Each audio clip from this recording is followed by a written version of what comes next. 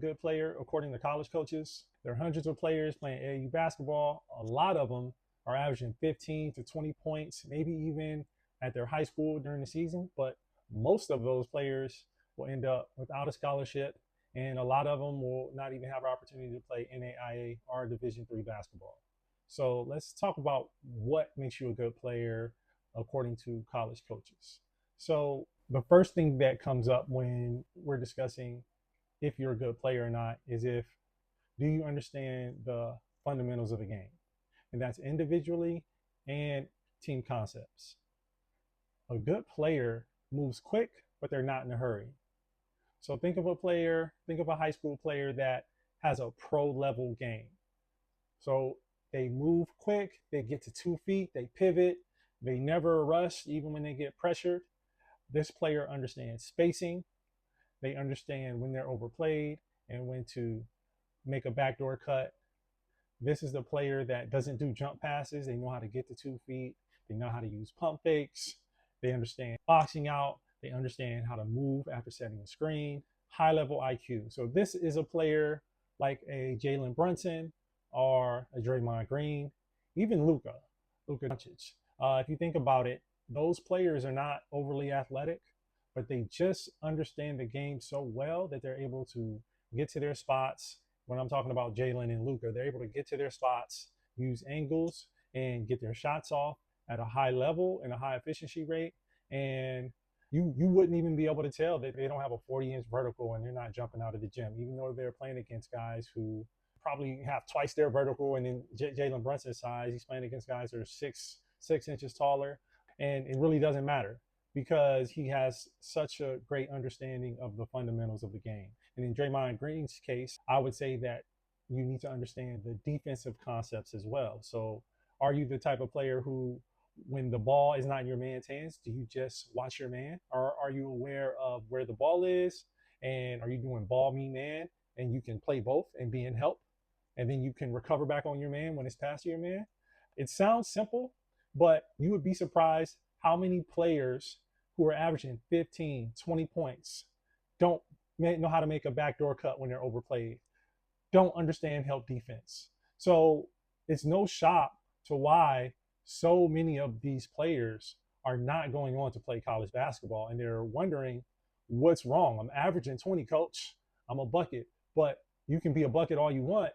When you go play in college, a place where everybody showed up and averaged 20 in their high school, and you're probably undersized, it won't matter if you don't know how to backdoor. You won't just be able to get your shot off easy, or if you do and you don't know how to play help defense, you're going to give up so many points the coach won't be able to play you anyway. So that's very important, understanding individual and team concepts. The next thing I would say, good high school players always do this, and that's they are poised under pressure. So being poised under pressure does not mean you make every shot. It doesn't mean that you never make mistakes late in the game, but it does mean that you are locked in and focused and you execute most of the time. So you make the right reads. If coach calls a play, you know how to make the right pass, make the right cut. You hit big free throws. You don't turn the ball over. This is the guard who can handle the jump trap late in the game, or when the other team is going on a run, they can handle the jump trap from oversized guards or forwards and not turn the ball over. This is the big who gets a rebound and knows how to secure the ball and doesn't fumble the ball out of bounds late in the game. That's being poised under pressure. When you think of good players, especially in high school, they're not making those mistakes late in the game. It's just not happening. They are very in tune and present to what the time and score is and what needs to be done, and they just simply execute. All right. And it's not easy. We know that doesn't mean you never get nervous, but when the game is going, the good players simply calm their nerves and they do whatever it takes to get the job done. All right. And so the next thing I would say is this is what makes EYBL players different than the rest of the hooper population. So EYBL players play their best games in the biggest games. And so what do I mean by big games? So when you think of big games, there's really 3 factors that make a big game. So one is there's a lot of eyes on the game.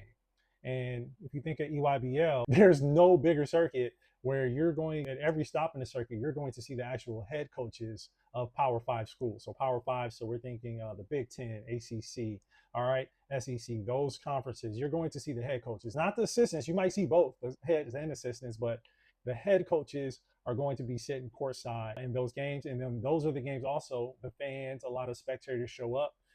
Those are the games where a lot of viral moments are created because there's so many people with their phones out watching the next big thing. So definitely a lot of spectators, which makes the game, it adds a level of intensity to the game. So you have eyes on the game. The second factor would be that there are high stakes. So when we talk about high stakes, so in EYBL, so you got a few things that make the game matter. So one is you want to win. So there's championships, there's bids to Peach Jam at stake. There are scholarships at stake. So guys are one game can make or break you against a great team or a great player. So you have scholarships, you have a bid to Peach Jam. You also have your individual player rankings. A lot of the guys are ranked. So if they have good games, their ranking goes up. And these days, that means more NIL money or just better schools that will recruit you. And then also your team rankings. If your team rankings go up, again, it's easier for you to get to Peach Jam, that coveted last run. And then also the better your team does, the more eyes are on you as well. So yes, definitely high stakes environment. And then the third factor that makes a game a big game is the level of competition is at its peak. And EYBL is second to none.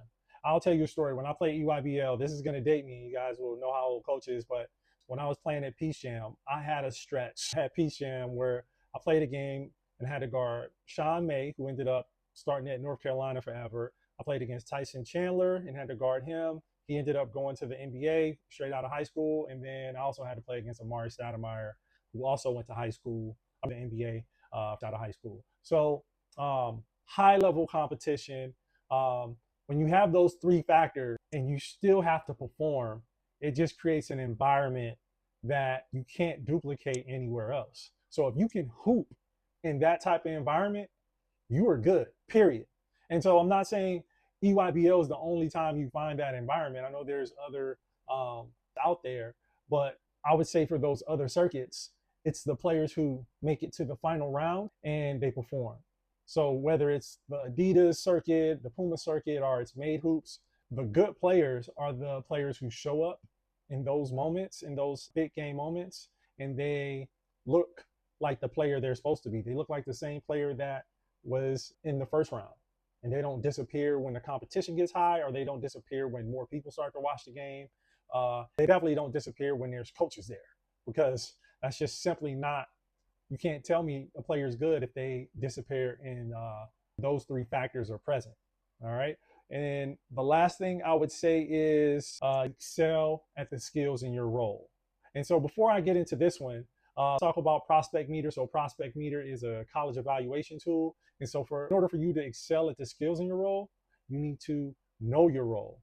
Okay. Meter gives you feedback. It'll tell you your role. It'll tell you your projected level. So whether you're NAIA, D3, D2, or D1, it'll give you real recruiting markers and tell you what your projected level is. Okay. It'll also give you a 90-day skill plan that's based on your role. So it'll tell you how to level up essentially 90 days. And then the icing on the cake is it will also give you a 90-day plan.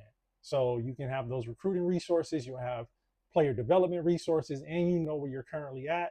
And that's just one report. You run it one time and you get all that feedback, and then you're good to go. Hundreds of players across the country are using it. So it's a good tool and it's accurate, most importantly, and just a really good tool to bring to your trainer or to your coach in order to get feedback and really take control of your recruiting journey.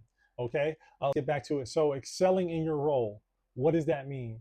So you need to know your role you would play in college, because when college coaches recruit you, they're thinking about, okay, does this player fit at my school? So it doesn't really matter if your high school coach if you're 6'2" and your high school coach has you playing at center. If a college coach sees you and says, oh, he needs to play a point guard at this role, if you're not displaying those skills, then you're not really a good player.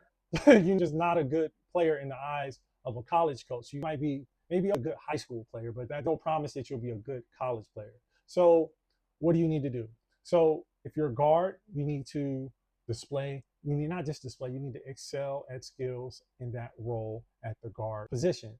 You need to be able to handle pressure. You need to be able to shoot from the perimeter. You need to be able to create for others. And again, you need to be able to do it with those three factors present. You need to be doing it against high level competition. You need to be doing it when there's something at stake. So in the big games, the championship games, the semifinal champions, the district games, you need to do it at that level. And then you also need to do it when the moment is big and people are watching and you don't want to shrink in the moment. And so if you do it when those three factors are present, that means you're consistent across the board.